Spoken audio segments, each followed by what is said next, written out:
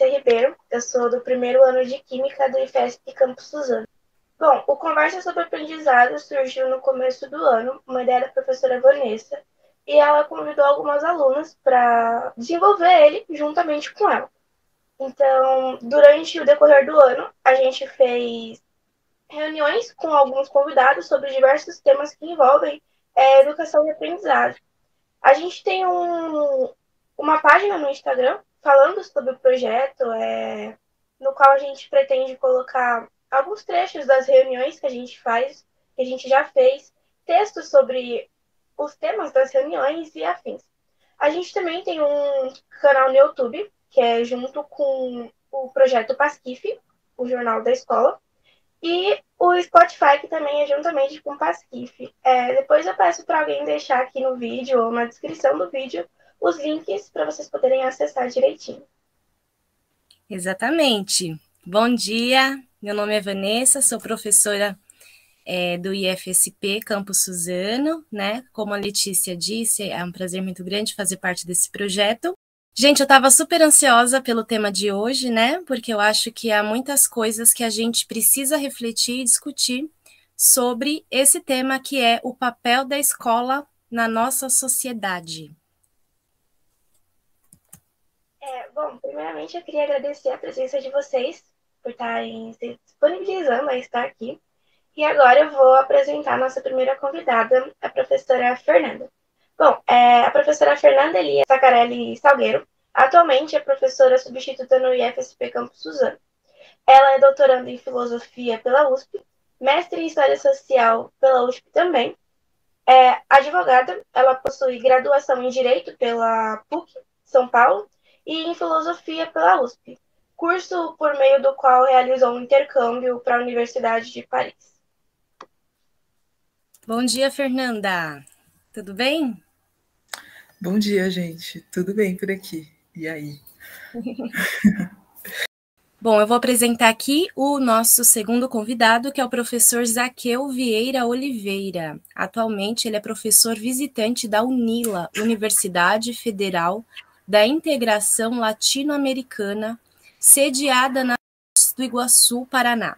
Ele possui pós-doutorado junto ao programa de pós-graduação em Ensino e História das Ciências da Matemática, da UFABC, mestrado e doutorado em Educação Matemática pela Unesp, graduação e licenciatura em Ciências da Natureza pela USP, foi professor contratado da Faculdade de Educação da USP, do SESI São Paulo, da Univesp, e realizou estágios na Universidade de Lisboa. Bom dia, Zaqueu.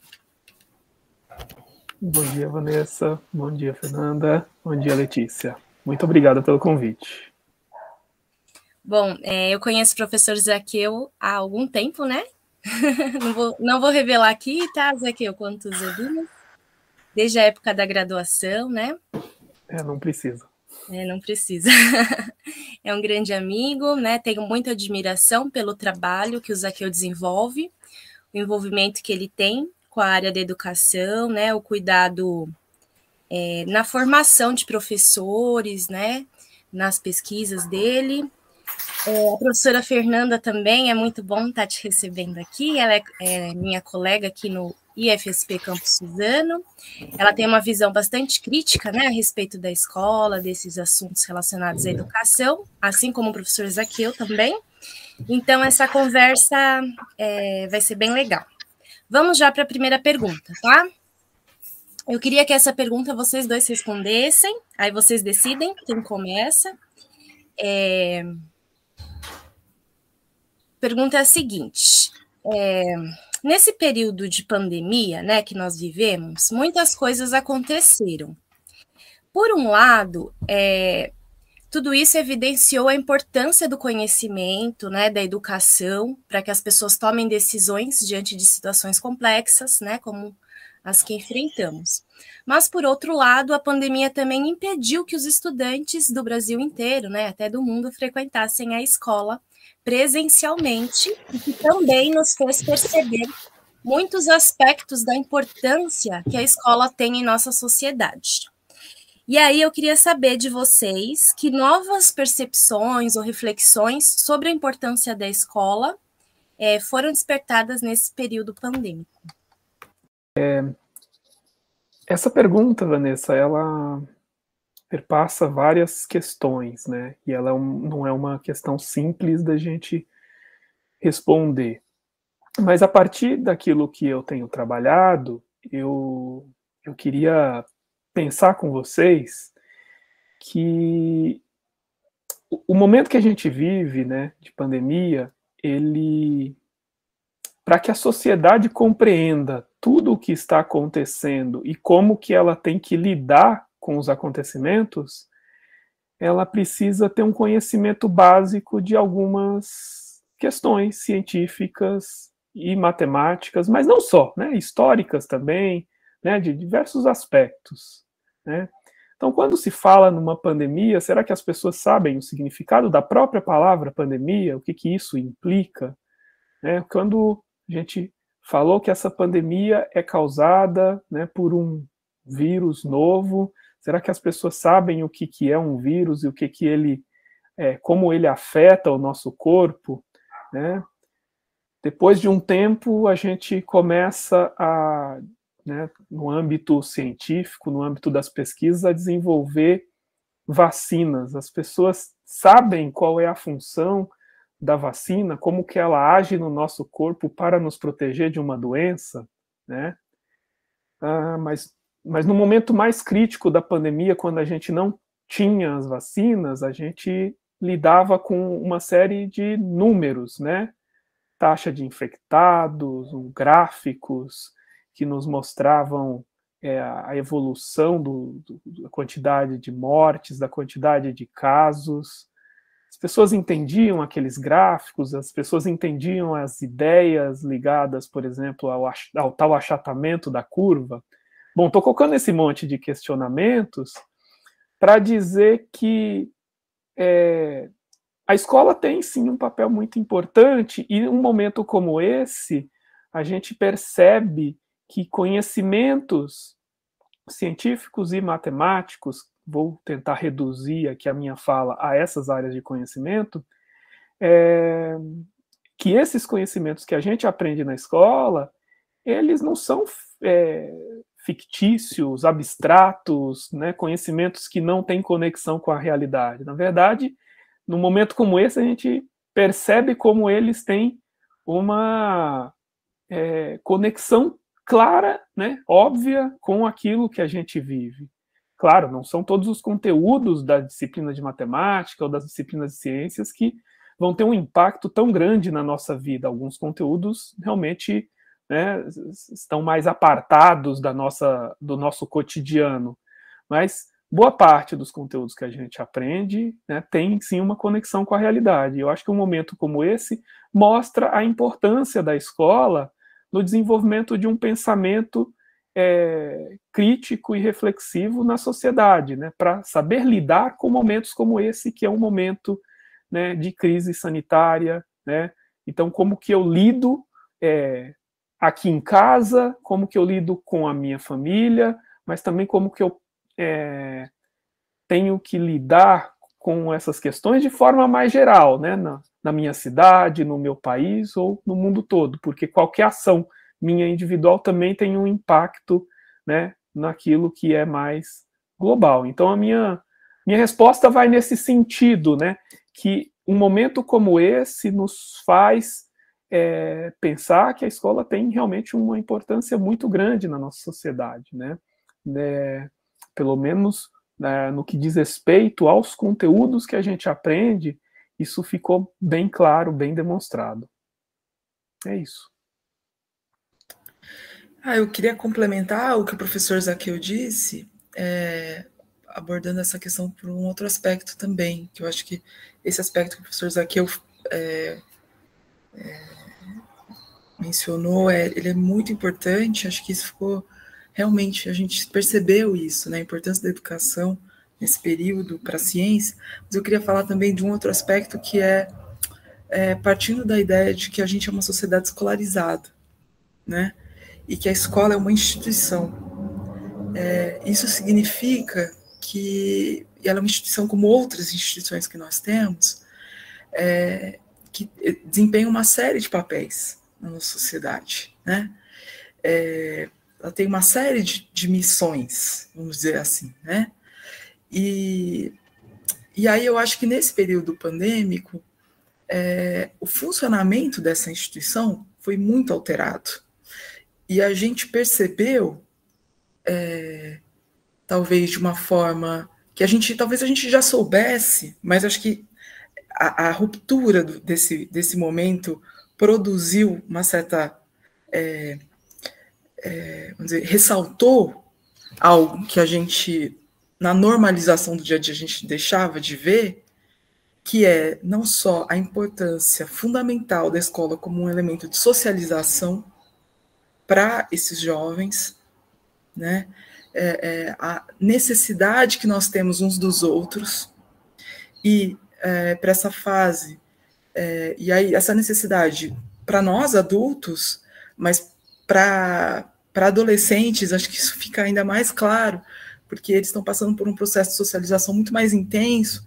A escola ela fica ali fazendo parte de um processo de socialização primária, né, misto, né, quer dizer, ela é um elemento fundamental para que esses jovens se sintam membros da sociedade, né, e adquirem, e entendam certos padrões culturais que nós temos, né. A escola é o aparato que vai, de alguma forma, ajudar a oferecer esses parâmetros de sociabilidade, né, e as oportunidades de socialização.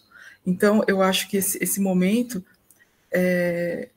acho que os jovens sentiram muito, né, a pandemia, viram a importância da escola como esse lugar de encontro, de conversa, né, e eu acho que toda a comunidade escolar sentiu os influxos de todo esse processo, né, e acho que aí o Aristóteles, ele ganhou um pontinho, né, o Aristóteles, quando ele dizia, né, que nós somos zoon politikon, né, nós somos seres naturalmente políticos sociáveis, né, e aí eu acho que ele ganhou um pontinho, porque a gente sentiu isso na pele, o que é viver no isolamento, né, e as dores desse isolamento, né, nós somos socializados como seres sociais, a gente quer e a gente precisa uns dos outros.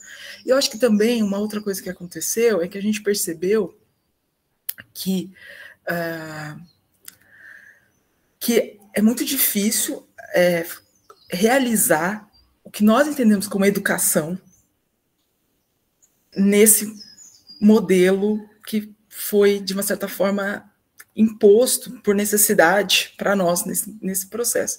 Quer dizer, se a gente entender a educação como um processo dialógico, né, em que a gente vai dialogar, coletivo, né, em que a gente vai discutir as nossas questões, né, com crescimento, com descobertas de si, do mundo, que a gente vai fazer conjuntamente, a gente percebe que fica muito difícil fazer isso à distância. Fica muito difícil fazer isso sozinho, né? A gente pode até falar, não, mas é também uma forma de educação. A gente teria que mudar o conceito de educação para que a gente pudesse dizer que, por exemplo, ler um livro sozinho na minha casa é educação. Só isso, né? Pegar um livro e ler sozinho na minha casa é educação. Tudo bem, se a gente mudar o conceito de educação, dependendo da definição que a gente usa, a gente pode até dizer que eu não preciso nem de outra pessoa para ter um processo educativo. Mas se a gente concebe, vamos dizer, uma definição mais restrita de educação, considerando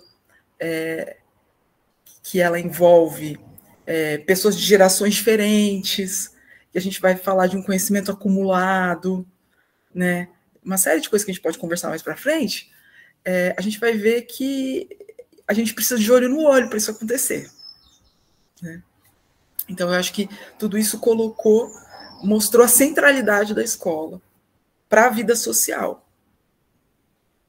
Legal, eu queria até complementar aqui com um relato meu, né, que eu acho que nós, professores, eu acho que mudamos muito a nossa concepção sobre o ensino, de forma geral, não sei, eu acho que a gente tem uma tendência de ver os alunos assim como, sei lá, pessoas que estão ali para receber conteúdo, né? A gente tem talvez essa visão. E a pandemia, né, ao entrar em contato com os alunos e ver a experiência que eles estavam vivendo nesse momento, mudar totalmente essa concepção, né? Quando os alunos davam relatos assim de como estava difícil estudar em casa, como a escola era importante para eles, que eles queriam estar na escola, eu sinceramente eu não esperava que fosse assim, né? E eu acho que mudou muito a nossa concepção e ampliou a nossa visão sobre o que é estar na escola, né? Que não o conteúdo tem um valor imenso, né, para eles, mas também há outras questões, né? Letícia? Bom, agora eu vou fazer uma pergunta para o professor Zaqueu. Professor Zaqueu, existem diferentes formas de conhecimento? Todo conhecimento tem ou deve ter um espaço na escola? Obrigado pela pergunta, Letícia. Essa pergunta ela é bastante interessante, né? Porque se a gente olha para o trabalho que a gente faz na escola, parece que o conhecimento ele é produzido de uma forma um tanto universalizada, vamos dizer assim, né? Então, por exemplo, fala-se muito em um tal método científico, né? Quer dizer, tem uma única forma de se produzir, ou pelo menos tem um conjunto de regras mais gerais, né? De se produzir ciências, né? A gente vai perceber, na verdade, que a situação não é muito essa, né? Na verdade, a escola ela tem valorizado, por diversos motivos, uma forma de conhecimento que é muito importante na nossa sociedade, que é o conhecimento científico e matemático, mas é até importante dizer que esses conhecimentos eles não possuem somente uma forma de produção, né? Uma forma de prática deles, né? Mas existem consensos a depender da área que você trabalha, existem convenções, né? Mas existem uma variedade de saberes se a gente olha para a nossa sociedade, tanto de forma histórica quanto de forma mais geográfica, né? Pensar como que a sociedade lida com o conhecimento, né?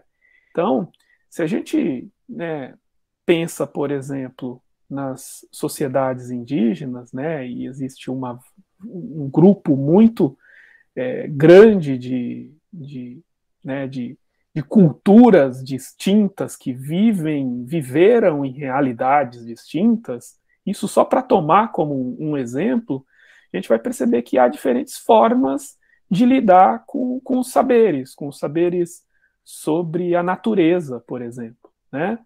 Que é completamente diferente do modo como essa ciência formal, eurocêntrica, lida com o conhecimento, né? Será que todas essas diversidades de saberes deveria estar na escola? Eu acredito que sim, por diversos motivos. E um dos motivos que eu acho essencial é que, se a gente valoriza uma diversidade de saberes, a gente dá a possibilidade, a gente não só dá a possibilidade, mas como a gente valoriza os saberes que os nossos estudantes já trazem das suas realidades, né, das suas casas, dos seus antepassados. E quando a gente valoriza essa forma de conhecimento, o nosso estudante acaba se sentindo parte da escola. A escola não se torna um lugar alheio a ele, né? Quando a gente pensa na escola, quando a gente vai conversar com os nossos estudantes, muitos dizem, mas eu não sei onde eu vou usar essas coisas.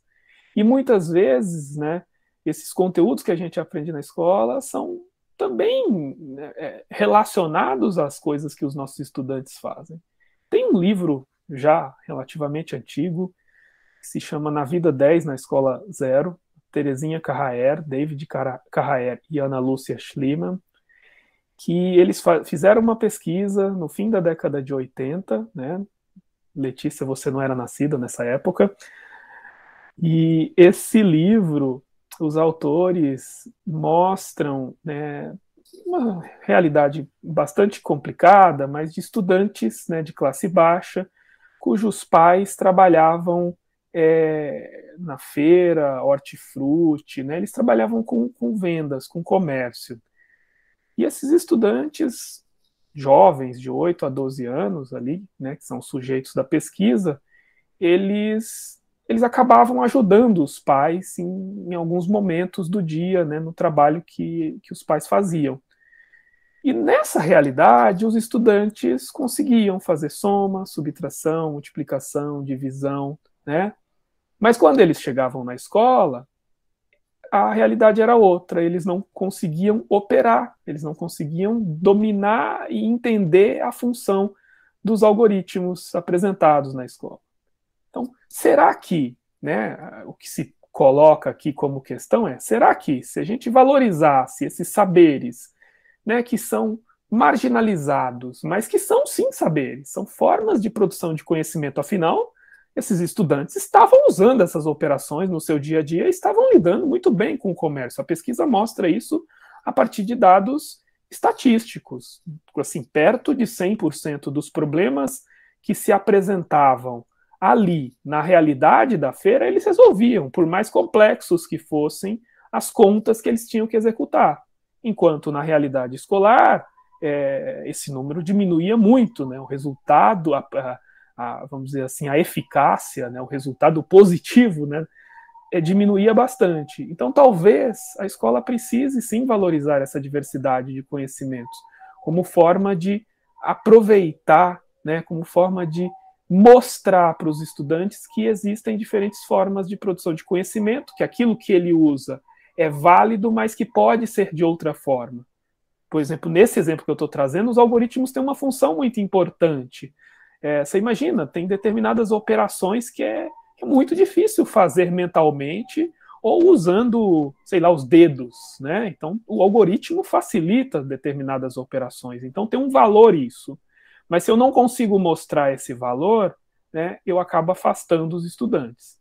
Tem mais questões importantes ligadas à diversidade de saberes, né? Mostrar que não só o meu saber ou o saber dito acadêmico, escolar é importante, mas mostrar que existem outros saberes, né? Até para a gente valorizar o outro, valorizar as outras culturas, mostrar que a nossa sociedade é muito mais complexa do que, né, do que aquilo que eu vivo na minha realidade própria, né?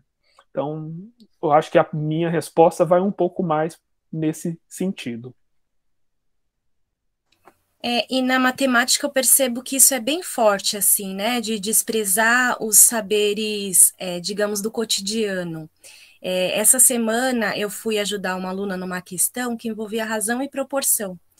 E ela fez um caminho totalmente diferente, indo pela lógica do problema mesmo. Ela não seguiu regra de 3 ou nenhum parâmetro, né, assim, da escola. E eu fiquei pensando, falei, nossa, será que o caminho não é esse, né? Deixar primeiro o aluno chegar às respostas pelo seu modo, né, de entender o problema, de tentar pensar sobre isso, e depois a escola apresentar, existe um modo formal de fazer isso, né, existe uma formalização mesmo, né, e sei lá, né, coisa aí para a gente ir pensando. Vanessa, pode falar, Letícia. Eu acho muito legal essa questão de você ter trago o porquê de eu fazer tal conta, como é que eu vou usar isso na minha vida. Porque até o meu 9º ano, no passado, no caso, a gente só aprendia matemática. Então, o professor chegava na sala, ele mostrava como fazia uma conta de apenas uma forma, e a gente fazia, mas a gente não entendia o porquê da gente usar aquilo na nossa vida. Então, logo quando eu entrei no ensino médio, a professora Vanessa me apresentou uma matemática completamente diferente. Ela começou a mostrar pra gente como que a gente encaixava a matemática dentro do nosso cotidiano. O que eu achei muito mais interessante, muito mais divertido, e uma forma muito mais simples de aprender matemática. Por exemplo, no módulo passado a gente aprendeu sobre função, e eu fiquei pensando, tá, tô aprendendo função, muito legal, muito bacana, mas no que eu vou usar isso na minha vida? Então ela abriu um fórum de discussão, onde a gente tinha que criar um problema do cotidiano e aplicar uma forma de função. E eu li a resposta do pessoal para poder criar minha própria resposta, e eu achei muito interessante, porque eu não tinha pensado daquela forma. Não tinha pensado daquela forma que eu poderia encaixar a função daquela maneira.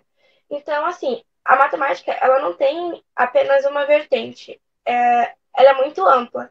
Ela tem várias formas de ser resolvida, e eu particularmente, uma opinião minha, acredito que quando a gente envolve a matemática no nosso cotidiano, com a nossa moda de viver, eu acho que ela é muito mais fácil de ser aprendida do que só chegar na sala e aprender uma conta de apenas uma forma. Isso que você diz é muito importante, Letícia. Eu acho que o ponto central da minha fala é justamente esse, né? Você perceber que você pode lidar com um problema de diferentes formas, né? E não de uma única forma. Até no sentido um pouco do que a Vanessa disse, né? A gente pode aproveitar o conhecimento que vocês estudantes têm para depois mostrar como que a gente pode formalizar. Mas eu diria ainda de forma mais provocativa, que aquilo que a gente formaliza, né, através dessa matemática escolar, não necessariamente precisa ser a melhor forma, porque a depender da situação, pode ser que aquela estratégia que você usa seja a melhor. Por que eu vou depender de usar um algoritmo, uma determinada regra, se para o meu dia a dia eu já consegui usar outras estratégias que para mim fazem muito sentido e que para mim dão muito certo, né? Eu acho que valorizar diferentes saberes na escola não é necessariamente impor uma forma de saber sobre a outra, mas mostrar que existe realmente essa diversidade, né? Que essa diversidade precisa ser valorizada e que na hora que você achar que a sua estratégia não é suficiente, que você pode buscar outras estratégias, que você pode encontrar outros caminhos de resolver o problema. E eu acho que esse é o grande charme da ciência, né? Sempre buscar novos caminhos para resolver um problema. Né? A gente nunca tem uma coisa completamente solucionada, né? Não é à toa que o desenvolvimento científico e matemático ele continua, né? Ele nunca está pronto e acabado, né? Então acho que isso que é o bacana de pensar na diversidade de saberes dentro da sala de aula. A pergunta vai ser direcionada à professora Fernanda. Bom, professora Fernanda, existe uma discussão em torno do papel da escola relacionada à sua função na sociedade, seja de forma reprodutora ou transformadora. Você poderia explicar um pouquinho do que se trata essa discussão e qual é a sua visão sobre ela?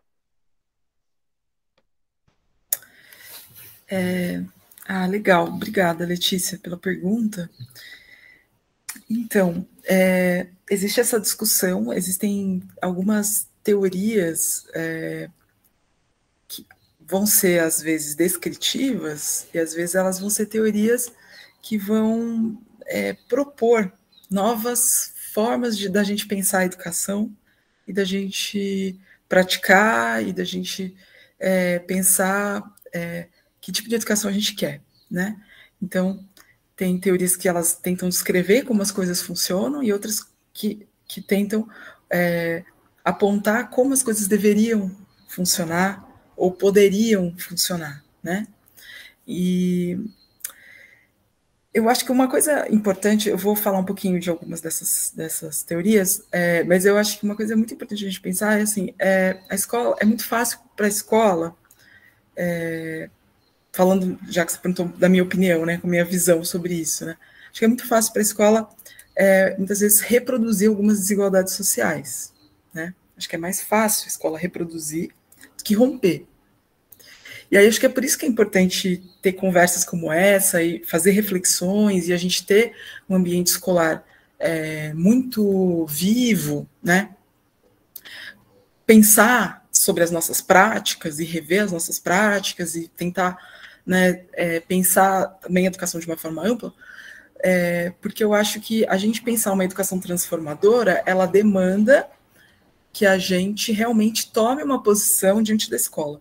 Eu acho que se a gente simplesmente agir sem pensar, a gente vai acabar reproduzindo desigualdades sociais, porque a gente está dentro de toda uma lógica maior em que as coisas são conduzidas para isso, né? se a gente não fizer nada, eu acho que a gente tende a reproduzir desigualdades sociais. Então, se a gente está preocupado em romper, e se a gente quer que a escola seja uma escola inclusiva e aberta e emancipatória, eu acho que a gente precisa realmente pensar em como a gente vai fazer isso, né? E agir deliberadamente para isso. E acho que por isso que é importante a gente falar sobre educação, né? Agora, falando então um pouquinho sobre essas teorias, né? Eu acho que um autor muito importante, né, que não dá para a gente deixar de falar quando a gente fala sobre a escola como um elemento de reprodução social, é o Emile Durkheim, um autor da sociologia. Ele tem um livro, vocês devem estudá-lo, né, com a professora Marcela. Ele tem um livro muito importante que vai completar 100 anos no ano que vem, que se chama Educação e Sociedade, Educação e Sociologia.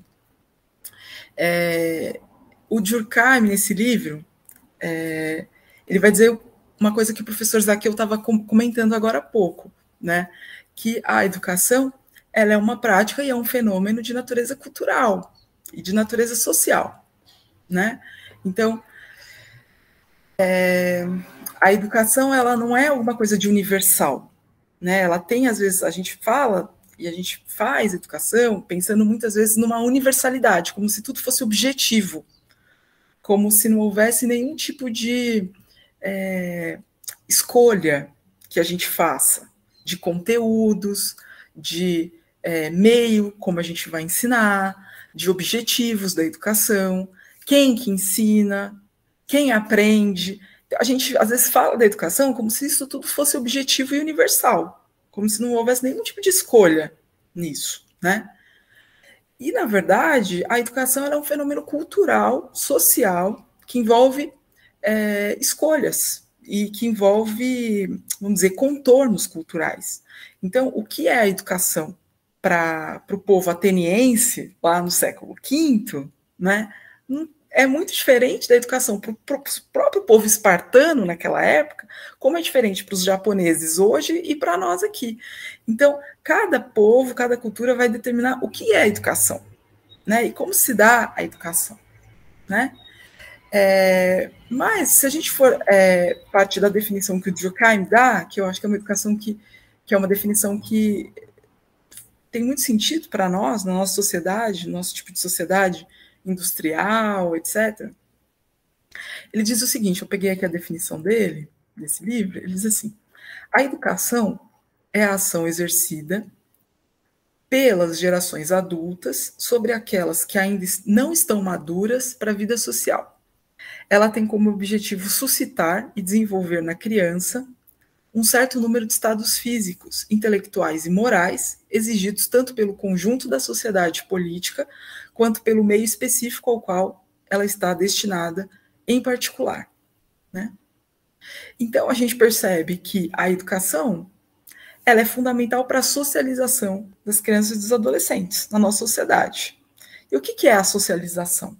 Né? A socialização é o processo pelo qual a gente transforma um ser individual, um ser que às vezes o Durkheim chama de ser biológico, ser egoísta e antissocial, num ser que faz parte de uma sociedade, um ser moral e social. Então, uma pessoa que pertence, é um membro dessa sociedade, né? Então, essa pessoa, para se tornar um membro, ela tem que adquirir a gente precisa compartilhar certos valores mínimos, uma língua, alguns hábitos mínimos que a gente precisa compartilhar, alguns conhecimentos mínimos, né?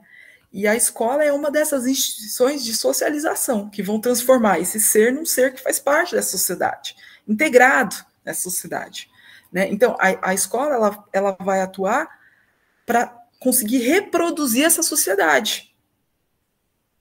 Como uma instituição de socialização, ela precisa fazer com que essa sociedade consiga se manter e se reproduzir no tempo. Então, ela precisa formar novos membros dessa sociedade para essa sociedade se reproduzir.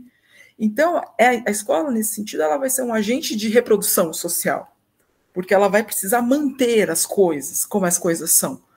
E, nesse sentido, a escola ela vai manter as coisas como elas são, inclusive com tudo que tem de bom e o que tem de ruim nessa sociedade, ela não está alheia aos valores dessa sociedade, sejam valores bons ou ruins, sejam as desigualdades que acontecem na sociedade afetam a escola e influenciam o processo de desenvolvimento da educação. Então, a sociedade faz parte da escola, e a escola faz parte da sociedade, né? Então, não há uma separação, né? Então, nesse sentido, o que o Durkheim está dizendo é que a escola ela é um elemento que vai ajudar a reproduzir a sociedade. Então, a gente tem escolas particulares e públicas.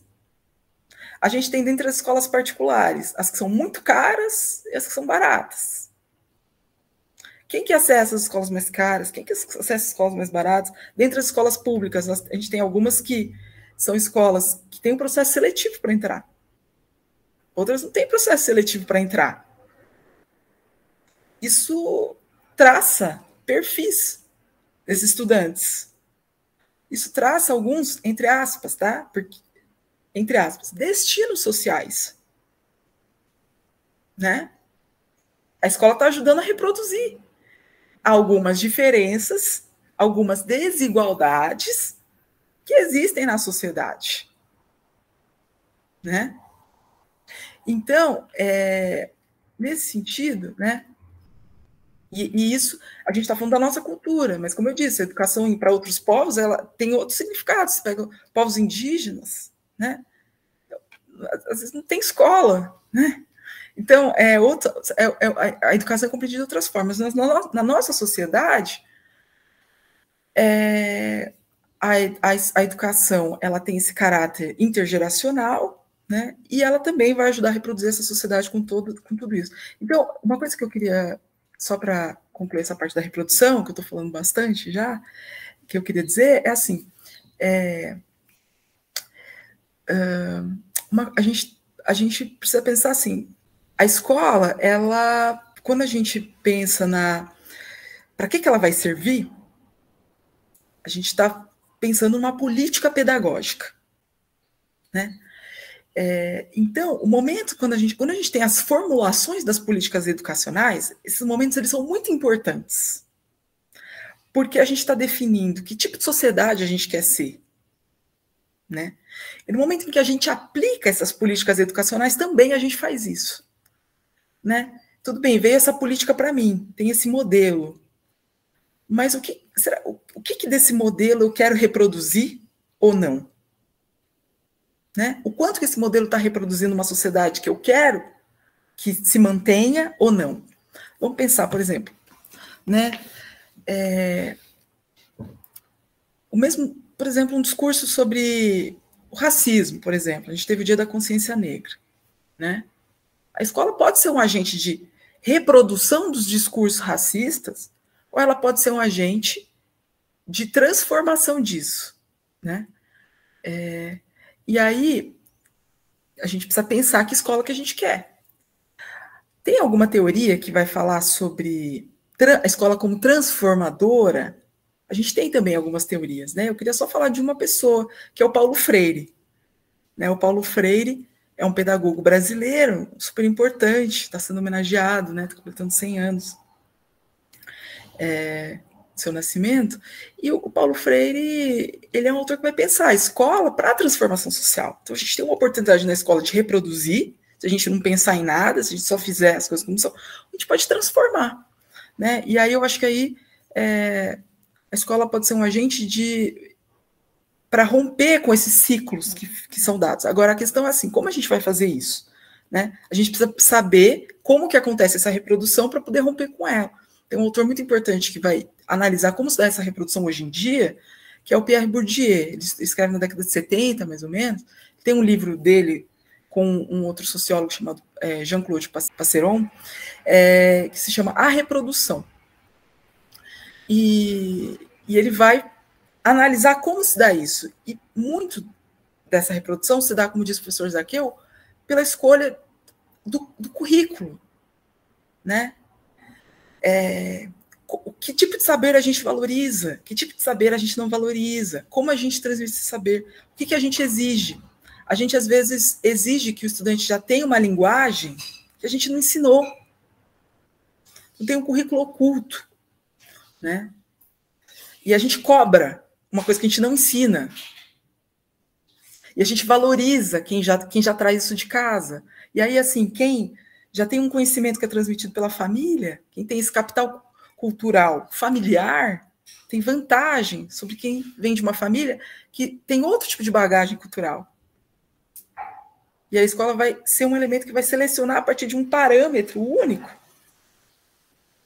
E aí, quem está adequado e alinhado nesse parâmetro, né, vai se dar bem, vamos dizer assim. Né? Não só na escola, estou falando da escola, mas a gente pode pensar em vestibular, pode pensar em mercado de trabalho.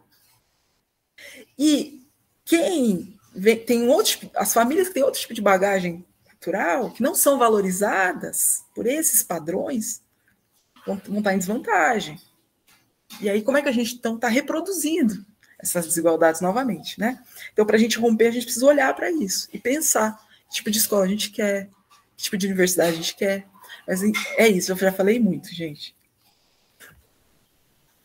Nossa, que importante, né, essa nossa conversa aqui. Desde já eu peço, pessoal, quem estiver assistindo, compartilha aí com o máximo de pessoas que vocês puderem, porque é uma reflexão importante para toda a sociedade, né? Para os alunos, para a comunidade interna, comunidade externa, os pais, né? A gente precisa conversar mais sobre a escola, né? Essa conversa que está sendo muito importante. Eu quero fazer uma pergunta agora para o Zaqueu. Como a professora Fernanda já disse, tem um monte de escolhas, né, que são feitas em cada sociedade a respeito da escola. Então, quais conteúdos são importantes, como organizá-los, como ensiná-los, enfim. E atualmente tem uma problematização sobre o ponto de vista do qual as histórias são contadas na escola, né? Eu não sei se esse é o termo correto, mas eu vou tentar explicar aqui para vocês o que eu estou querendo dizer. Por exemplo, a colonização do Brasil, ela é contada, né, nos livros didáticos, do ponto de vista do colonizador, pelo menos na minha escolarização eu vivi muito isso, né, e nunca do ponto de vista dos povos nativos. Recentemente, eu fiz uma viagem para o interior de São Paulo, uma cidade chamada... É no extremo leste do estado de São Paulo. E lá eu conheci muitas coisas sobre a história dos escravos, né? E eu confesso para vocês que o sentimento, assim, que eu tive, né, ao me deparar com aquela história, foi um sentimento, assim, até de revolta mesmo. Por um lado, lógico, né, uma revolta sobre os próprios fatos, né, as torturas, as formas como os escravos eram tratados e tal, mas por outro, assim, uma indignação com a forma como eu aprendi isso na escola, né? Não sei se algum de vocês já teve essa sensação, né? Uma sensação de ter sido enganado na escola, digamos assim. Então, por exemplo, nas aulas de história que eu tive, na minha escolarização, se falava da escravidão, né? Mas se falava de uma forma totalmente diferente daquilo que eu presenciei ali, né? Era nitidamente um outro ponto de vista. Bom, eu imagino que isso não sei se isso é intencional, né, por parte do professor, nem mesmo por parte do livro didático. Eu quero que o Zaqueu explique melhor um pouquinho sobre isso, né? Mas é evidente que a história que eu aprendi, ela é muito diferente daquela história que eu presenciei nessa experiência que eu tive, né? Zaqueu, o que eu quero saber é o seguinte: esse problema dos pontos de vista, né, como eu coloquei aqui, ele se apresenta apenas na disciplina de história ou também tem essa questão nas ciências da natureza, na matemática, né? E assim, existe alguma forma da escola tratar com isso? Quer dizer, a escola, você já falou na pergunta anterior que a escola pode tratar de diversos saberes. A escola pode também tratar de diferentes pontos de vista? Obrigado pela pergunta, Vanessa. Eu acho que essa questão ela é muito importante e tem várias, vamos dizer assim, várias coisinhas que a gente pode pensar aí. Acho que a primeira coisa, você fala assim, né, sobre o que o professor faz, né, e se ele faz isso de forma intencional e tudo mais. Eu já começo, vamos dizer assim, dizendo que é importante a gente esclarecer para a sociedade que o professor faz na escola em relação a isso, talvez uma porcentagem muito pequena de professores faria ou faz isso de forma intencional. Por quê? Porque o trabalho que a gente faz na escola, que o professor faz na escola, provém de vários outros espaços, né? O espaço que ele teve de formação inicial, eventualmente de uma formação continuada, ou seja, então o conhecimento que ele apresenta para os alunos na escola, de alguma forma, é esse que foi apresentado nesses outros espaços. Ele também depende de livros didáticos e de toda uma infraestrutura que a escola oferece ou não, a depender da escola em que ele está inserido, e dos documentos curriculares que regem o trabalho dele, né? Quer dizer, o professor é talvez o indivíduo que menos tem condições de, a priori, eu diria assim, a partir dessas questões, de mudar isso que é, de alguma forma, imposto para ele. Por quê? Porque tem muitas coisas que são historicamente consolidadas, que não são esclarecidas ou que não são abordadas, por exemplo, nos cursos de formação de professores. Então vamos lá, isso vai ficar mais claro com a minha fala agora nos próximos minutinhos, que eu pretendo não me alargar muito. Mas você falou assim, será que essa história, né, que você percebeu, né, da colonização, povos nativos, escravizados, né, e dos diferentes pontos de vista dessa história, né, será que isso acontece na matemática e nas ciências? Bom, já temos autores que dizem que sim, que conhecimento matemático que a gente trata hoje, ele já está, vamos dizer assim, manipulado, né, de uma forma a valorizar um determinado tipo de conhecimento e desvalorizar outras formas de conhecimento. Quando a gente pensa em matemática e ciências, a gente muitas vezes fica tentando buscar a origem das coisas, né? E essa pergunta ela é boa, mas ao mesmo tempo ela pode tirar a complexidade do desenvolvimento da matemática e das ciências, porque a gente não produz conhecimento matemático e científico de forma isolada. Então, quando a gente busca a origem das coisas, normalmente a gente fica naquela ideia, o pai da medicina, o pai da geometria, né? A gente tenta encontrar uma origem em algum lugar ou em alguém, e a gente perde toda a complexidade da produção daquele conhecimento. Bom, e só por falar em pai, a gente já pensa também numa ciência e numa matemática que é desenvolvida principalmente por homens, né? Então a gente também tira desse cenário a presença das mulheres na produção científica e matemática, né? Então isso é muito importante dizer aqui.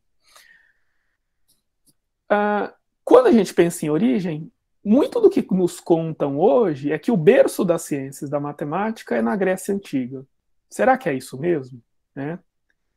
Com certeza, os gregos tiveram um papel fundamental no desenvolvimento das ciências da matemática, da filosofia. Eu não estou tirando isso, não estou tirando esse mérito, mas quando a gente coloca neles como o berço da humanidade, nesse sentido de produção de conhecimento, a gente diminui, a gente desvaloriza, a gente esquece que outras culturas, outras sociedades também produziam conhecimento naquele momento e em momentos anteriores, né? Então, nos livros de história da matemática, por exemplo, a gente tem ali, às vezes, um capítulo bem rápido de Mesopotâmia e Egito, e depois aqueles vários capítulos de Grécia para falar dos matemáticos, dos cientistas, dos filósofos gregos, né? Eu tenho uma notícia para contar para vocês. Essa história, ela de algum modo, ela foi construída principalmente ao final da Idade Média e naquilo que a gente vai chamar de Renascimento, né, e tudo mais. Nesse momento da história, a Europa vai ganhar, ou pelo menos vai assumir uma posição na sociedade mundial muito grande, principalmente por causa do processo de colonização, né? Eles vão, né, fazer supostas descobertas, né? E isso vai ser muito importante para eles consolidarem uma história no entorno deles. E no que diz respeito à matemática, a gente vai ver que, por exemplo, a cultura dos muçulmanos, né, vai ser extremamente menosprezada e apagada. Por exemplo, uma área de conhecimento dentro da matemática que a gente lida no ambiente escolar é a álgebra. A própria palavra álgebra é uma palavra árabe, né, de origem árabe. Só que essa história ela foi apagada ao longo do tempo. E esse é o momento de apagamento no Renascimento, e é o momento que isso vai acontecer de forma mais gritante. Autores desse período, que estão produzindo obras matemáticas nesse período, e que às vezes se remetem a trabalhos antigos, pegam trechos de obras escritas em árabes por estudiosos muçulmanos, mas atribuem a europeus da Idade Média, ou até mesmo aos gregos na antiguidade, traçando uma linha de conhecimento, de herança de conhecimento, que é a Grécia, depois a Europa na Idade Média, e que chega a eles no Renascimento. Se passou pelos árabes, passou como se, quando essa história é mencionada, né, se esse conhecimento passou entre os povos árabes, os muçulmanos, ela é contada da seguinte forma: olha, os árabes, os muçulmanos traduziram essas obras do grego para o árabe, mas permaneceu ali, eles não produziu nada, e chegou aqui na Europa sem nenhuma intervenção deles, como se eles não pudessem, ou como se eles não tivessem interesse em produzir conhecimento matemático. Bom, então alguns autores, né, um deles é o Ian Soyrup, ele trata desse assunto, né, de forma a mostrar para a gente que há um mito mesmo no berço da matemática na Grécia Antiga, e esse apagamento de conhecimentos ao longo da história. Por que eu estou falando disso tudo? Porque eu acho que quando a gente pensa a escola atual, ela já tá ela já recebe isso consolidado.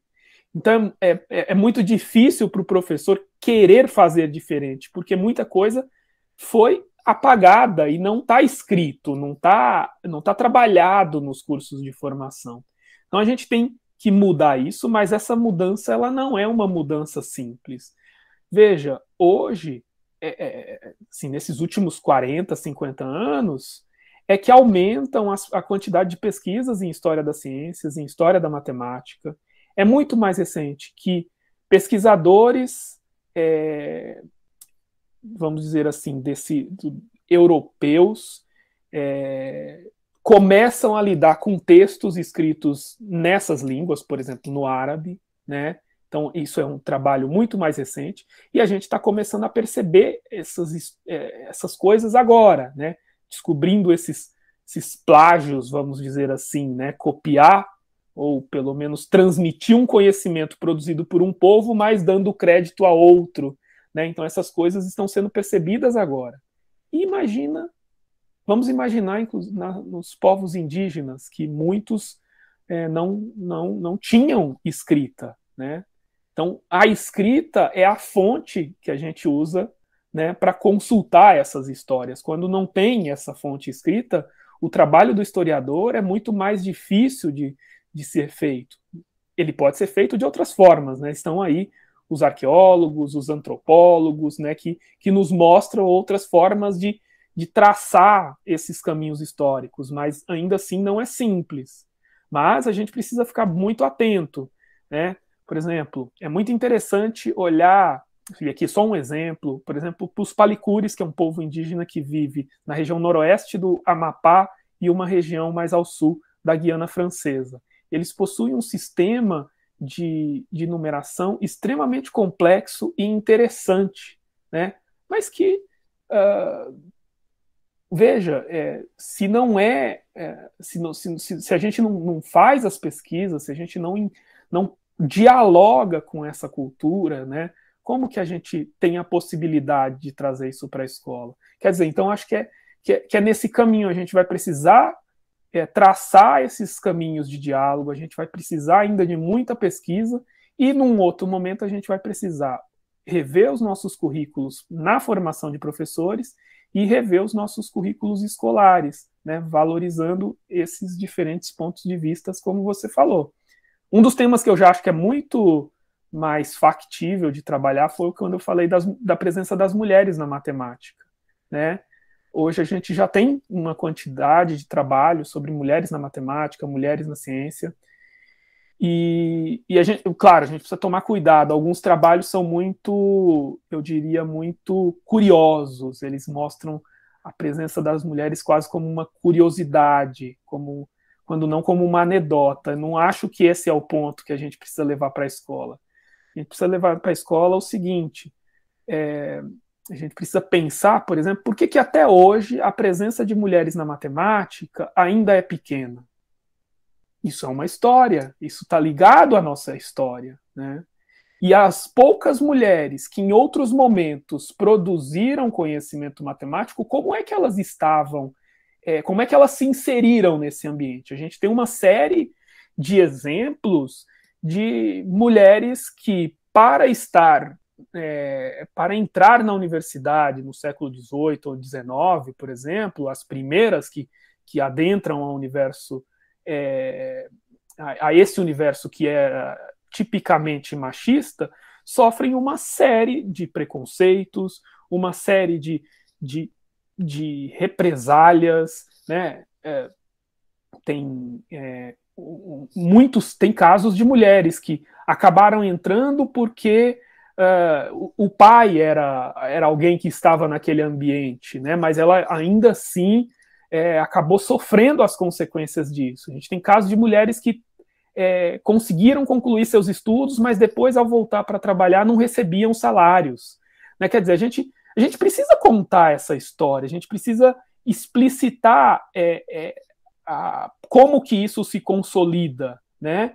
E a gente vai ter trabalhos que mostram, inclusive, aquela crença, né, de que as mulheres não têm a mesma compreensão intelectual das coisas do que os homens, né? Quer dizer, tem tudo isso ao longo da história. Será que na nossa escola a gente não precisa mostrar isso, a gente não precisa questionar isso e mostrar para as nossas meninas que elas sim podem ocupar, não só podem, como devem ocupar esses espaços de produção de conhecimento e mudar a direção que nos colocaram historicamente, né? Então, eu entendo que tem uma questão aí bem complexa para se tratar, né? Mas essa questão que você pôs, Vanessa, ela é muito importante, porque ela não só perpassa a nossa história em si, mas tudo aquilo que a gente trabalha na escola está perpassado por uma história que nos contam, né? Como você bem disse, né? Ou um modo como nos contam essa história e os apagamentos que são deixados, né? Que são feitos, né? Ao longo do tempo. Então, acho que é isso. Legal. Letícia ou Fernanda, vocês fazem parte do projeto que a gente tem aqui no IFE de Mulheres na Ciência? Eu faço do Meninas na Robótica. Ah, legal. A gente precisa trazer esse tema aqui também, né, para Conversas, é um tema bastante importante. Vamos pensando sobre isso. Um tema bem legal e trazer um pessoalzinho do campus. Isso, legal. Eu não faço parte, mas parece que tem, né, um grupo com a professora Cleide e a professora Marcela, se eu não me engano. Tem algumas alunas que estudam com elas, acho que também tem alguns alunos, acho que inclusive da graduação, se eu não me engano. Mas é isso, quem quiser escrever sobre esse tema também está convidado para publicar no Pasquif. Verdade. Então, a gente tem muito projeto aqui, né, no IFE, assim, que explora essas questões, né, e eu fico pensando, será que essas questões estão presentes nas outras escolas? Como que tá isso, né? Eu só fico, assim, aguçada com essa curiosidade. Quero agradecer ao Zaqueu pela resposta a essa pergunta, né, e fico muito feliz que tenham já, então, pesquisadores preocupados com essa questão, né, de ir a fundo, de ver que a história da matemática não é tão linear assim, né, como vem sendo contada para a gente, e existem, inclusive, propostas didáticas já com outras abordagens, né, eu já vi palestras do próprio Zaqueu, mostrando culturas de outros povos, né, como eles já exemplificou aqui também hoje para a gente. Então, isso já é um avanço, né, um avanço grande na educação. E quero fazer agora uma pergunta para a Fernanda, que é o seguinte: além desses interesses pedagógicos, né, na organização curricular, eu imagino que devam ter outros interesses por trás, né, econômicos, políticos, quer dizer, pessoas não necessariamente relacionadas à educação que se preocupem com o que é ensinado na escola, né? Então, os conteúdos que são selecionados para serem trabalhados na escola, sei lá, estou pensando aqui, por quem eles são pensados, né?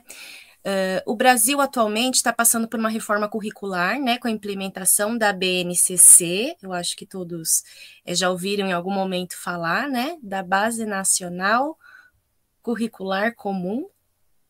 Eu sempre confundo se é comum curricular ou curricular comum. E a reforma do ensino médio também, que está chegando já, está sendo implementada já nas escolas estaduais aqui de São Paulo, pelo menos, e eu acho que no Brasil inteiro, né? Essas mudanças, elas têm deixado nós, professores, muito preocupados, né, sobre o futuro da educação e, ao mesmo tempo, não temos clareza muito bem sobre muitas coisas, né? E eu queria saber, Fernanda, eu sei que você anda pensando um pouquinho sobre essas questões, eu queria que você explicasse aqui brevemente para a gente o que é a BNCC, o que é essa tal da reforma do ensino médio, né? Que interesses estão por trás dessas mudanças e que impactos essas mudanças podem ter na educação brasileira. Essas perguntas são muito importantes. Vou tentar falar da forma mais sintética possível. Acho muito importante a gente falar sobre isso, né? Realmente, como você comentou, né, professora Vanessa, no ano que vem, todas as escolas têm que começar a demonstrar que estão implementando a reforma do ensino médio.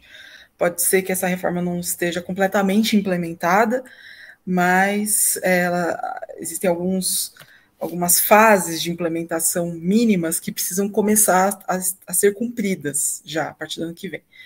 Então, a gente está nesse momento em que as escolas estão fazendo essas adequações, e acho que é muito importante a gente falar o que é essa reforma, o que é a BNCC, e acho que também para os estudantes, né, a Letícia está aqui, mais gente que vai assistir esse vídeo, acho que é importante saber o que está na mesa, né?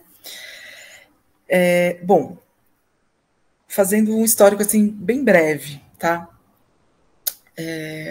A gente já passou por várias reformas educacionais no Brasil, e esse projeto dessa reforma surge em 2013, a partir de um grupo que tinha no Congresso, que estudava isso e fez essa proposta. Essa proposta não foi aprovada em 2013. Ela foi vencida nos debates do grupo de educação do Congresso. Acontece que aí, vocês devem se lembrar, aconteceram uma série de fenômenos políticos, de fatos políticos. Em 2015, 2016, há um impeachment da presidenta Dilma Rousseff, que era presidenta da época, e assume o vice, Michel Temer, que se torna presidente depois, né, que passa todo o processo do impeachment, ele se torna o presidente do Brasil. Logo que ele assume como presidente, em muito pouco tempo, em alguns meses, realmente foi uma coisa muito rápida, ele baixa uma medida provisória. A medida provisória é um tipo de norma que não precisa da aprovação do Congresso Nacional no momento em que é baixada. Ele tem força de lei, vale como se fosse uma lei mesmo, né, mas é baixada pelo presidente da República, né? E o Michel Temer, ele baixa uma medida provisória em 2016, logo que ele assume como presidente, instituindo a reforma do ensino médio. Só que vocês imaginam, né? Você tinha todo um debate que estava sendo acumulado no Congresso Nacional sobre a reforma da educação como um todo, não só do ensino médio, ensino fundamental também. Tinha todo um debate que estava acumulado. Esse debate estava sendo feito devagar, como a gente precisa que seja feito, um debate desse tamanho, né, com impactos tão profundos na sociedade, na educação como um todo. Bom, e aquela antiga proposta não venceu, não tinha sido aprovada dentro do Congresso Nacional. Ele assume como presidente, baixa uma medida provisória, né? E como eu disse, a medida provisória não tem contraditório, né? O presidente baixa. Bom, isso foi muito criticado. Mas, com essa mudança política que estava acontecendo, né, ele conseguiu conquistar uma maioria no Congresso. Né? Houve toda uma mudança política, não vou entrar nessa discussão aqui agora, mas o fato é que ele vai conseguindo, depois que ele baixa essa medida provisória, e ela é muito criticada por especialistas da educação, né, primeiro pelo formato, ser baixada como uma medida provisória, que tem um prazo de validade curto, né? Uma série de coisas, né? Ter baixado sem discutir com a comunidade escolar brasileira, com especialistas da educação, né? Então, no meio dessas críticas, ele vai negociando no Congresso a transformação, né, ou como a gente fala, a conversão da medida provisória em projeto de lei. E ela é convertida em projeto de lei e é aprovada no ano seguinte. Então, em 2017, a gente tem a aprovação da reforma, que vai ser a reforma do ensino médio. E aí a gente, acho que é da lei 13.417, se não me engano, algo assim. O que prevê a reforma do ensino médio? Ela prevê, a primeira coisa importante, ela prevê um aumento da carga horária do ensino médio de 2.400 horas, que bom que a Letícia voltou, de 2.400 horas para 3.000 horas. Né? Então, a carga horária anual aumenta de 800 horas para 1.000. Né? Agora, a gente precisa entender como que vai ser organizada essa carga horária. Né? E qual foi o discurso que foi utilizado para justificar essa medida e o que essa medida prevê, o que essa lei prevê. Bom, todo o discurso da reforma do ensino médio, eu não sei se a Letícia vai se lembrar, porque ela era bem jovem. Mas, na época, em 2017, começaram algumas campanhas publicitárias do MEC, do Ministério da Educação, dizendo assim, eu lembro de uma imagem que, assim, era um vídeo, você tinha uma sala de aula, aí tinha um professor, um adolescente lá na frente, como se fosse um professor, e aí uma sala de aula. E aí o adolescente fala assim, a reforma do ensino médio vai garantir protagonismo para você escolher o que você quer fazer da sua vida, né? Que área você quer escolher, vai te garantir autonomia. Você vai ter liberdade para escolher o que você quer estudar. Então, chega, né? Não falava assim, chega de ensino chato, mas só faltava falar isso.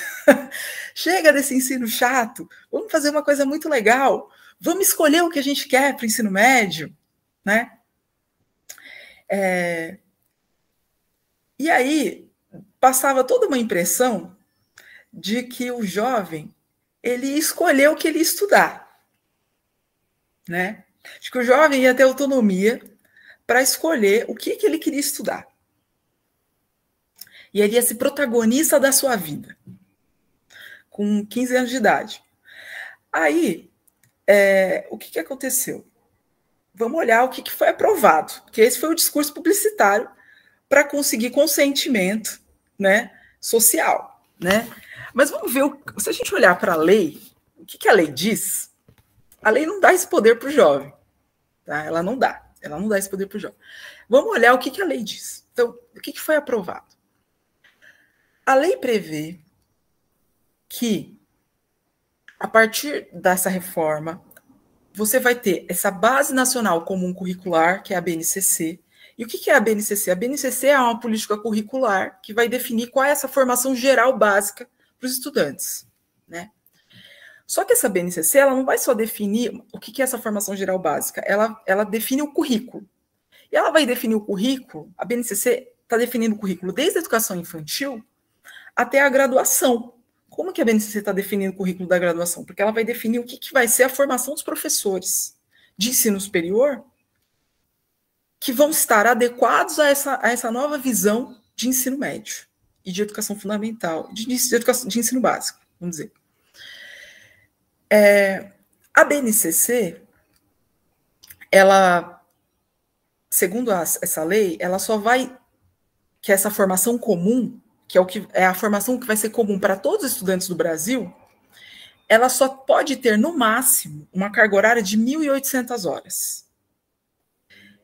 Essa previsão de que são no máximo 1.800 horas é uma doideira.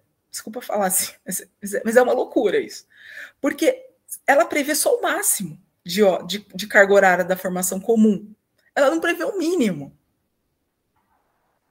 Então, como é que você pensa? Como é que você quer ter uma formação comum para a cidadania? Como é que você espera que todos os jovens do Brasil tenham uma certa formação comum, aquilo que você considera que é o mínimo, se você não prevê um mínimo de horas comum de ensino para todos?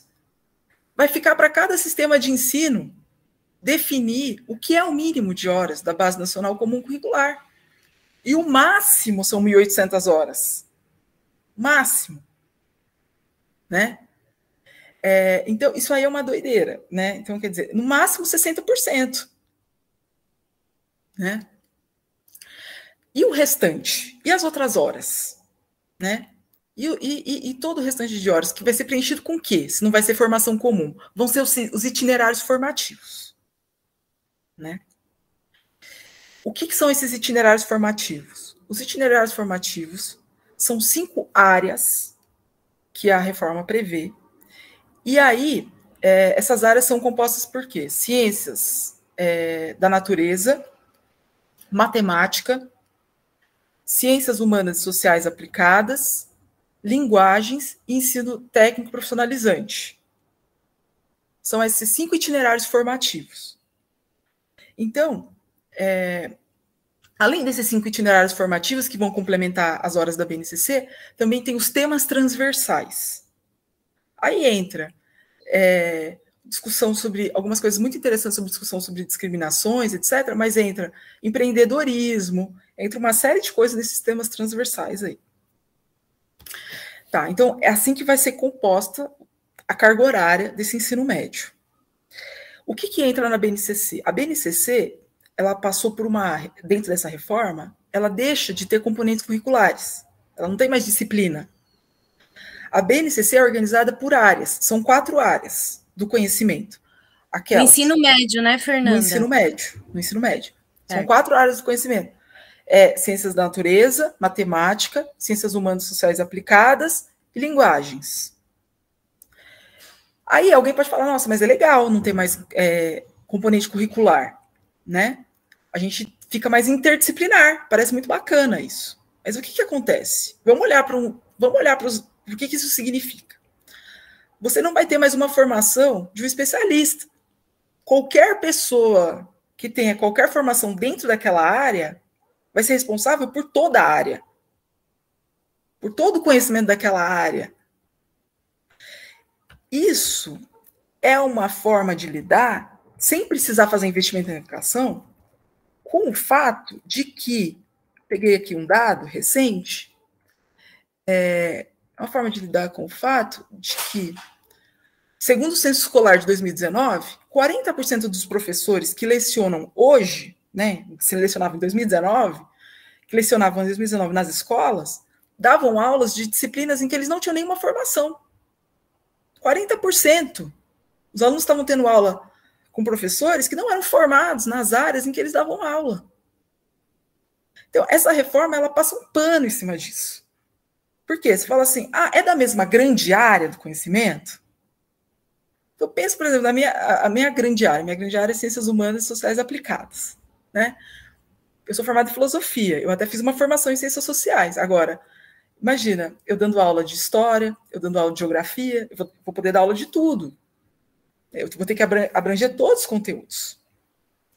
E é um pouco isso, né? Quer dizer, a gente tem uma falta de professores, uma falta de investimento em formação de professores, e a partir de agora tudo bem. Tudo bem, né? Porque estando dentro da mesma área, está tudo bem. O discurso era de que os estudantes eles iam poder escolher qual itinerário cursar. Então, ia ter a formação básica da BNCC e depois 40% do curso, ou mais, né, se esses 60% fossem diminuídos, né, pelos sistemas de ensino, mas no mínimo 40% da carga horária dos itinerários formativos ficaria, então, para aquele itinerário que o estudante escolhesse. Qual é o problema? A lei não prevê a obrigatoriedade das escolas oferecerem mais do que um itinerário formativo. Então, cada escola só vai ter que oferecer um itinerário formativo. Se oferecer mais é lucro, mas ela não é obrigada. Então, vamos olhar de novo para a realidade brasileira.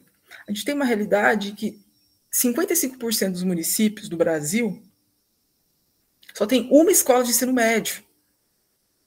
A gente, na verdade, assim, a gente tem uma realidade em que, se eu não me engano, mais do que 20% dos estudantes do Brasil precisam atravessar a fronteira da cidade para estudar o ensino médio.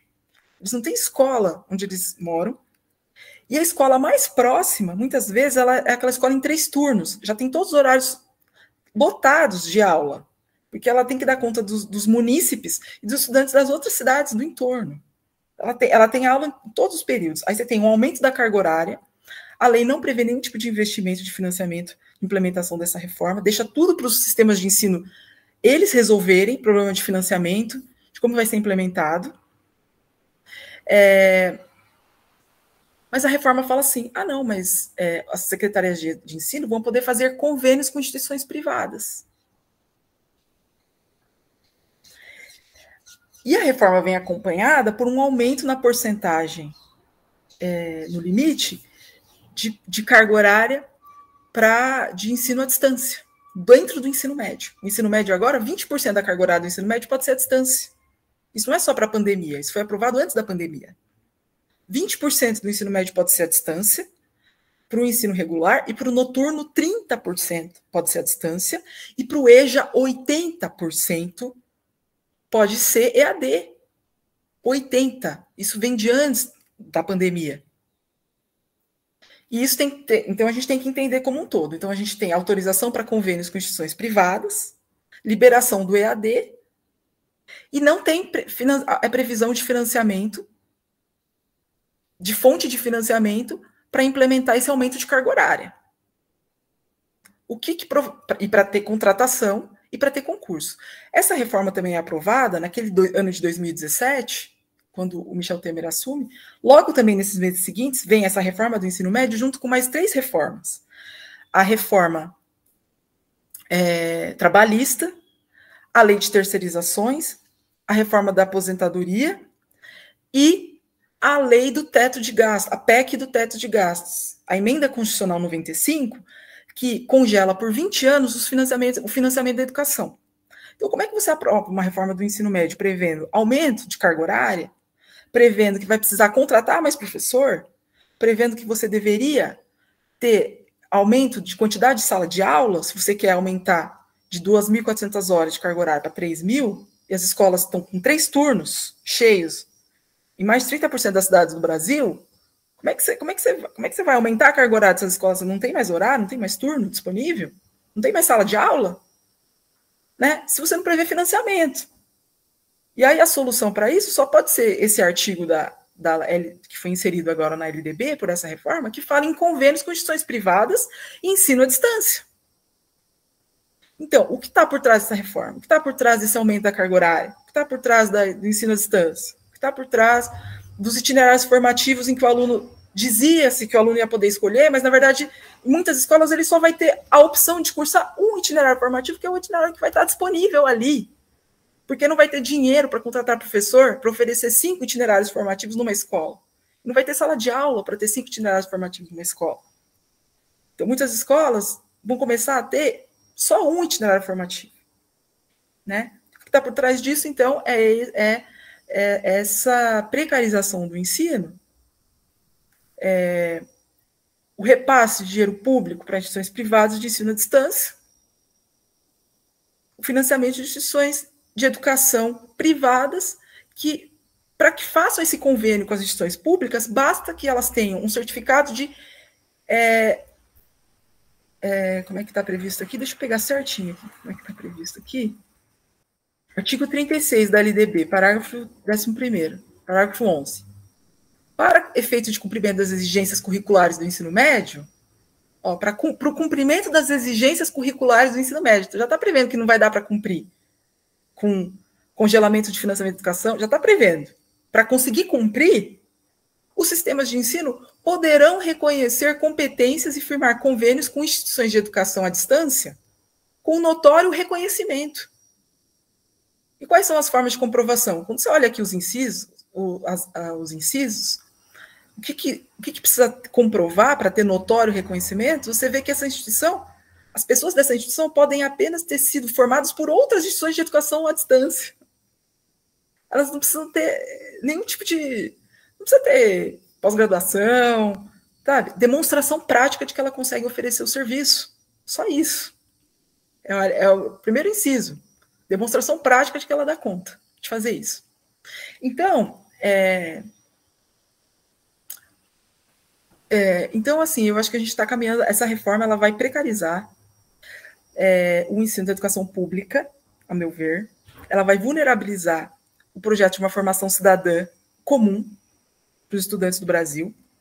Ela não vai garantir liberdade de escolha para o estudante ele não vai poder escolher mais de um itinerário formativo, isso não está assegurado, vai caber para os sistemas de ensino verem se eles têm dinheiro para pagar mais de um itinerário formativo.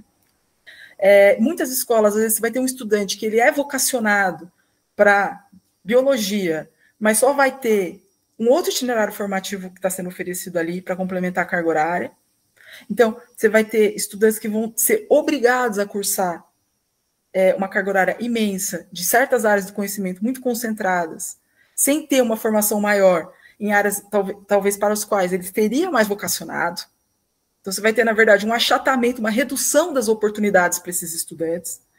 E tudo isso acumulado com essa privatização do ensino, que está aqui, e com um artigo, que está aqui também, que eu queria achar aqui, acho que é o parágrafo 3º do artigo 36, que vai dizer que as instituições, que vai ser possível que algumas instituições, como, por exemplo, escolas particulares, mantenham um itinerário formativo integrado, oferecendo o currículo que nós temos hoje.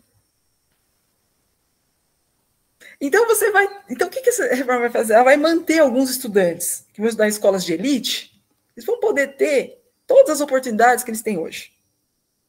E estudantes de escolas públicas vão depender dos seus sistemas de ensino, que não vão ter nenhum tipo de forma de ampliação de financiamento pelos próximos 20 anos, por conta da Emenda Constitucional 95.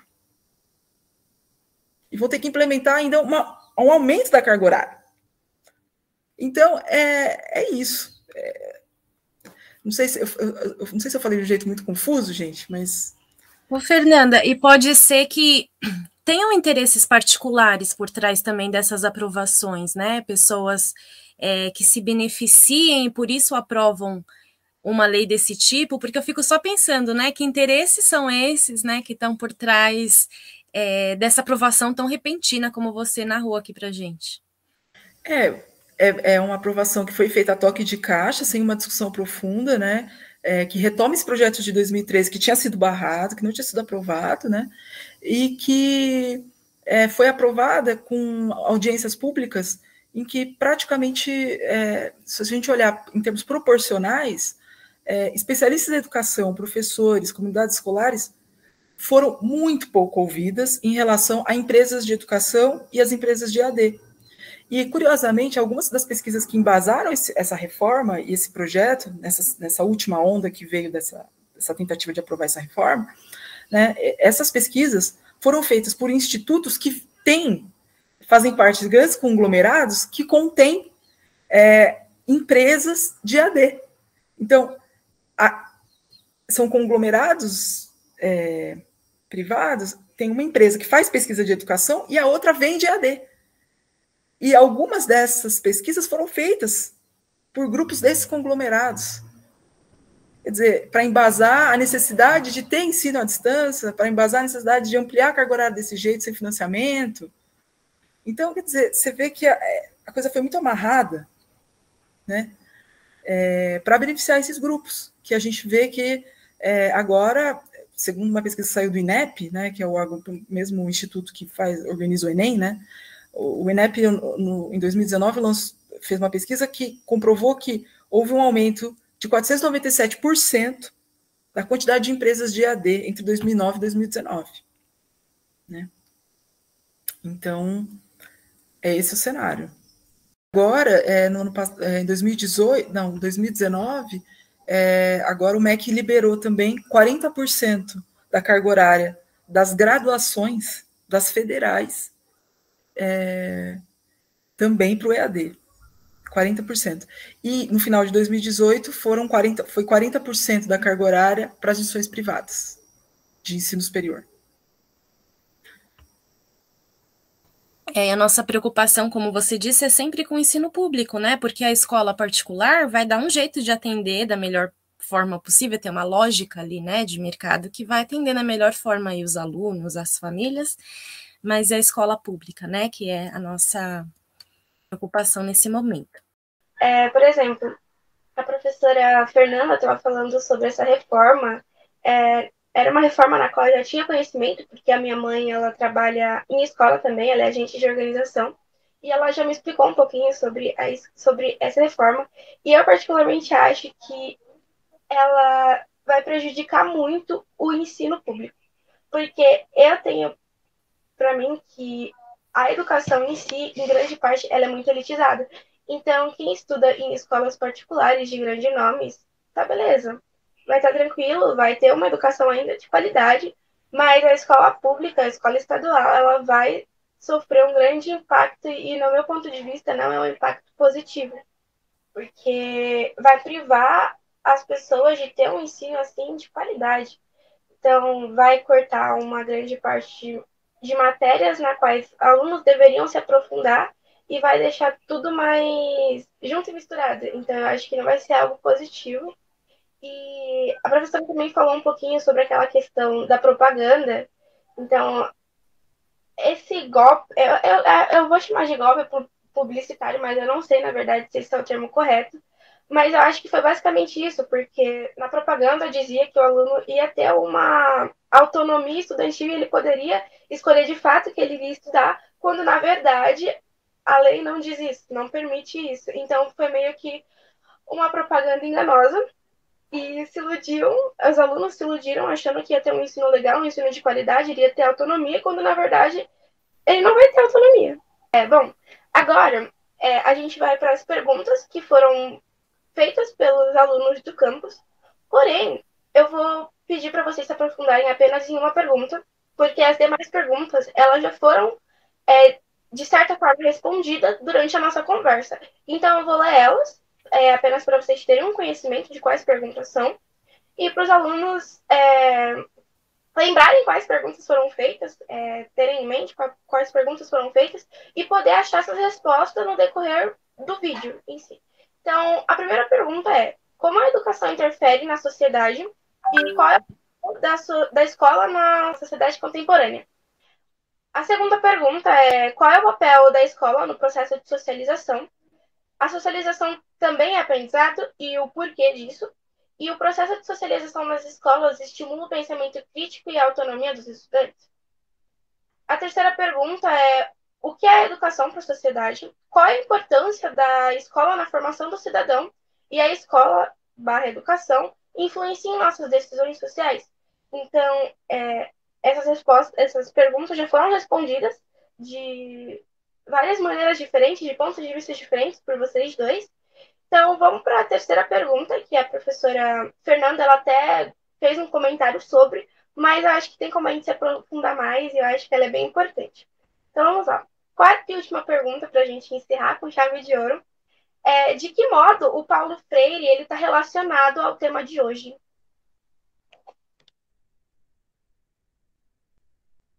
Acho que a gente não decidiu a ordem de quem fala, mas eu posso falar um pouquinho.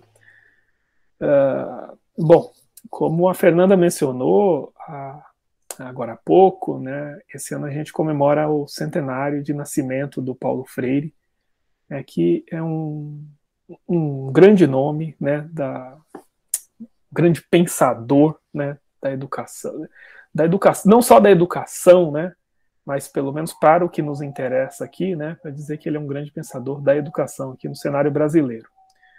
Como a gente sabe, ainda é um pensador muito pouco estudado, né? Assim, ele voltou a ter uma, vamos dizer assim, uma repercussão nesses últimos anos, né? Mas ele é muito pouco estudado no cenário brasileiro, embora seja, né, um dos autores mais citados, né, em trabalhos científicos ao redor do mundo, né? Bom, o que o Paulo Freire nos ajuda a pensar sobre o papel da escola na sociedade? Bom, uma das coisas que a gente estava mencionando hoje, né, na nossa fala é que a escola ela é reprodutora, né? A Fernanda falou muito disso, né, da escola como reprodutora. E eu falei de conteúdos, né? Eu falei do modo como os conteúdos, né, são apresentados e quais conteúdos são apresentados, né? Quando a escola faz isso dessa forma, né, da forma como a gente está, vamos dizer assim, mais acostumado, os conteúdos são apresentados sem serem questionados, como sendo únicos, verdadeiros, né, universais, a gente pratica aquilo que o Paulo Freire chama de educação bancária. Né? O que é a educação bancária? A educação bancária trata o estudante como se fosse, vamos dizer assim, um caixa eletrônico. É o lugar onde eu vou depositar o conhecimento, aqui pensando como se fosse o meu pacotinho de dinheiro ali que eu vou colocar no caixa eletrônico. Mas o caixa eletrônico ele é inerte, ele é parado, ele não pensa, ele não sai do lugar, ele não tem, né, ele só recebe, né? Ele não, vamos dizer assim, interage com quem está fazendo, né, a ação de depositar, né? Então, eu acho que é muito bacana essa analogia que o Paulo Freire faz para a gente pensar no papel da escola, porque o que o Paulo Freire vai defender é que exista, né, uma educação problematizadora e transformadora, né? Ou seja, não há nenhum problema na gente apresentar os conteúdos que a gente tradicionalmente conhece, mas eles não podem ser, vamos dizer assim, a origem, né, o ponto inicial, né, do ensino. A origem, vamos dizer assim, o estopim de uma aula tem que ser o conhecimento que os alunos trazem, né, do seu mundo, do seu universo, né? E isso pode ser feito em qualquer disciplina. O Paulo Freire falava de alfabetização primordialmente, mas todos nós, né, o Paulo Freire, numa entrevista que ele fez com dois importantes educadores matemáticos, que é o Biratan D'Ambrosio e a Maria do Carmo Domiti, ele em algum momento falava, né, que todos nós temos uma forma matemática de pensar o mundo, né? Ele não explorou isso teoricamente no trabalho dele, mas naquela conversa ali de alguns minutos ele percebe, né, e ele evidencia, né, que todos nós temos uma forma matemática de pensar e estar no mundo, né? E se essa forma matemática de pensar e estar no mundo é menosprezada por uma forma canônica, né, de conhecimento, a gente acaba tornando uma escola apartada, né, dessas questões, dessas realidades que os nossos estudantes já estão inseridos.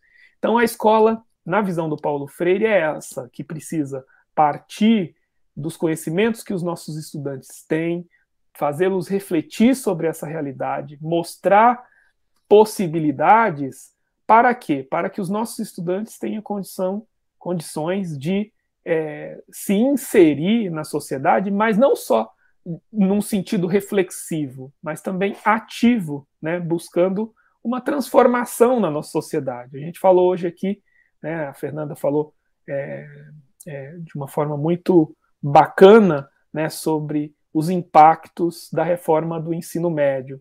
Como que nós podemos, né, como professores, chegar em sala de aula, discutir esses assuntos de forma que os nossos estudantes tenham condições de agir frente a essa que é uma verdadeira afronta, né, à nossa sociedade.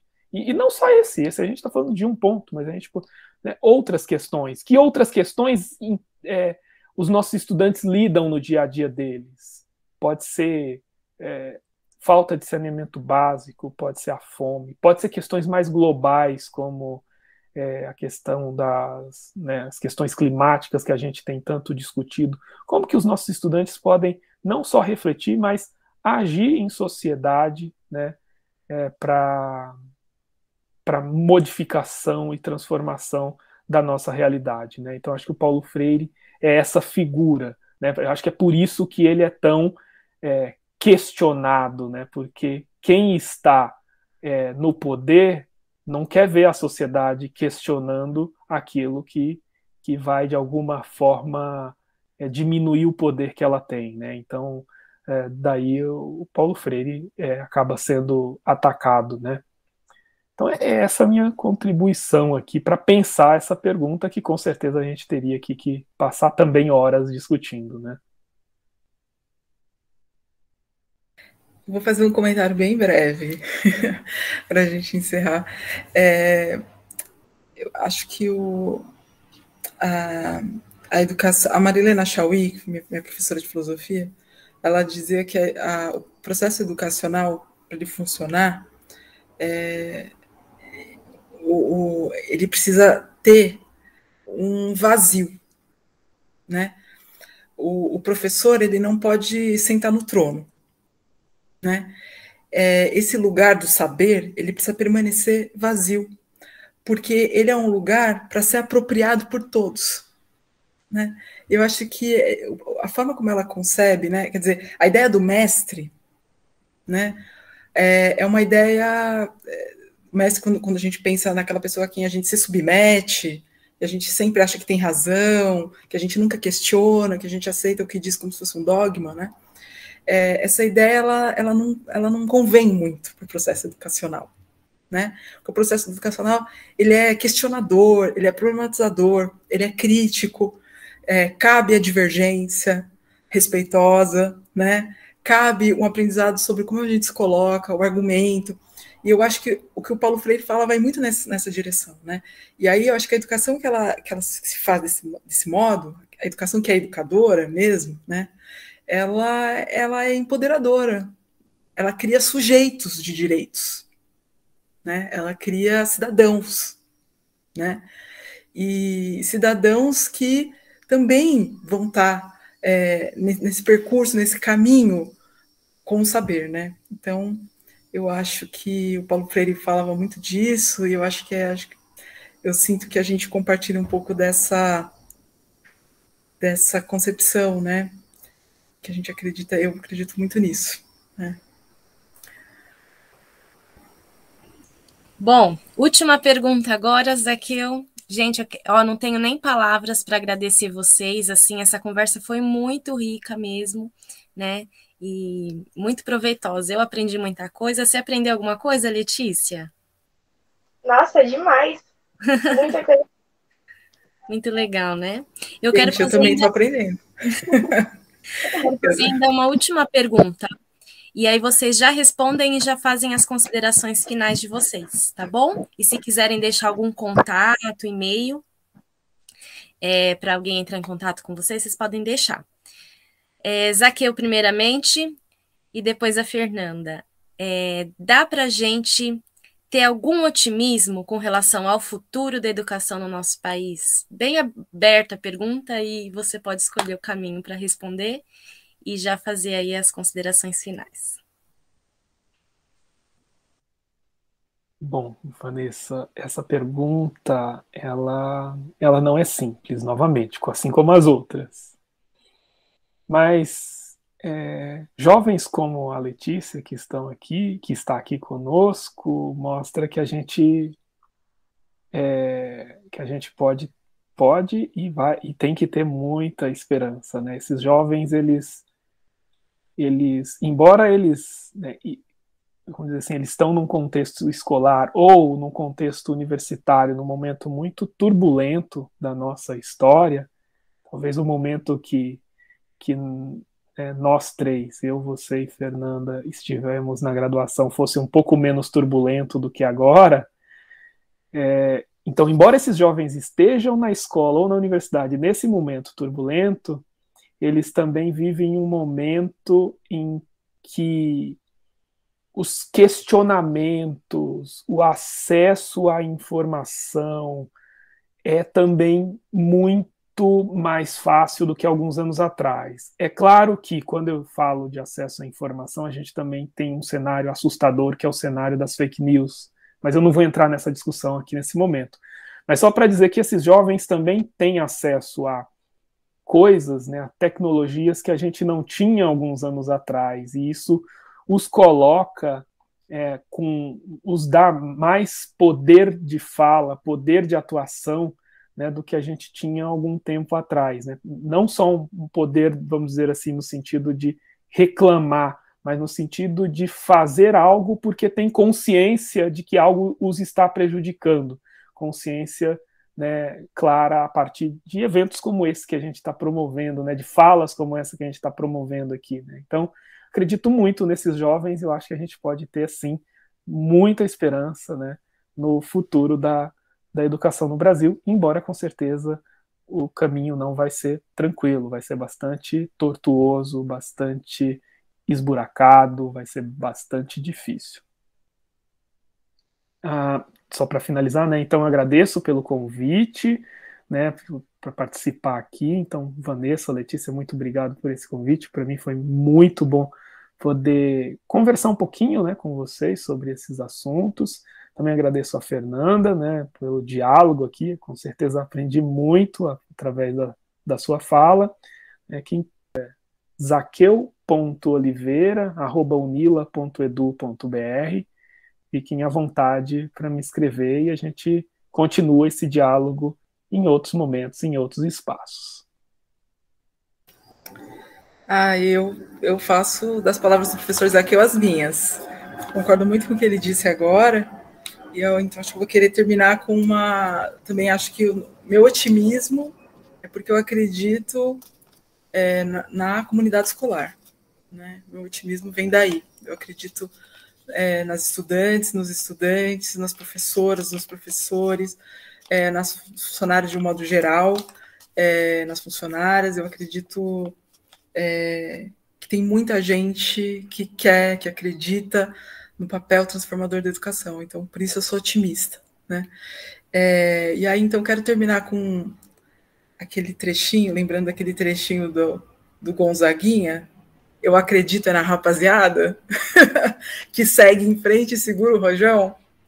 E eu boto fé na fé da moçada. Então, eu acho que é assim. Então, quero agradecer também a professora Vanessa, a Letícia, a Camille. Agradeço muito pelo convite.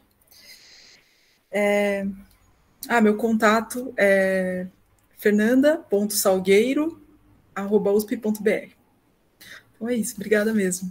Eu agradeço também ao professor Zaqueu, que eu aprendi muito, achei muito interessante, sempre tive um flerte com a matemática,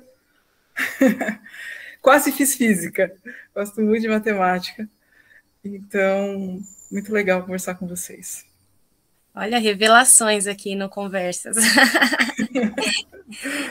Vou fazer uma revelação aqui também sobre a Letícia. Ela esteve nos bastidores até hoje, né? Ela que faz os nossos banners, várias partes da organização, e hoje ela deu as caras aqui, né? Para a gente conhecer, para as pessoas conhecerem ela. Letícia, suas considerações finais? Bom, eu queria agradecer imensamente a presença de vocês aqui. É uma honra estar aqui, né, na reunião, podendo fazer perguntas para vocês, podendo conversar com vocês. Eu achei que a conversa ela foi muito rica, então eu vou compartilhar muito ela, como eu faço com todas as outras conversas, porque eu acredito que da mesma forma que eu aprendi muita coisa, que eu tive muitos ensinamentos, vi a educação com outro ponto de vista, do ponto de vista de cada um de vocês. Eu acredito que os telespectadores dessa entrevista vão ter um conhecimento também muito vasto, muito amplo. Então, eu acho que assim, gente, foi maravilhoso. Muito obrigada pela presença de todos vocês. Muito obrigada, professora Vanessa, também pelo convite para eu estar aqui hoje. E é isso, gente. Obrigada novamente. E eu aprendi bastante com todos vocês aqui. Então é isso. Estou muito feliz de estar aqui. Isso aí. Tchau, tchau. Tchau. Beijo para todos. Tchau, tchau.